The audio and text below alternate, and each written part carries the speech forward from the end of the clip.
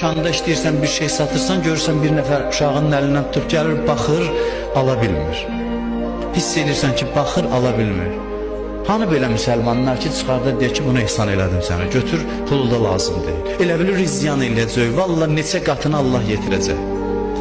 Amma ondan bundan əsirgəməklə elə bir yerə sərf eləyəcəksən ki, axırda ziyan sənin olacaq. Müsəlmançılıq belə şeylərdir, yoxsa elə namaz qılıb, dua oxuyub, oruç tutmaqdır. İmam Allahdan bunu istəyir ki, mən insanlara faydalı olum, cəmaatın dərdinə dərman eləyim. Əlimdən gəlsə, imkanım varsa pulla. Pulum yoxdur, bir gedirəm, bir görürəm, biri yorulub, 30 durum maşınına ona aparım.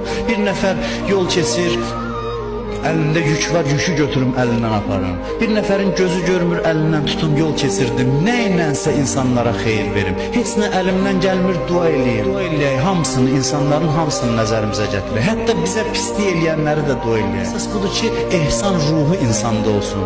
Nə verəcəksən, verməyəcəksən mühümdür.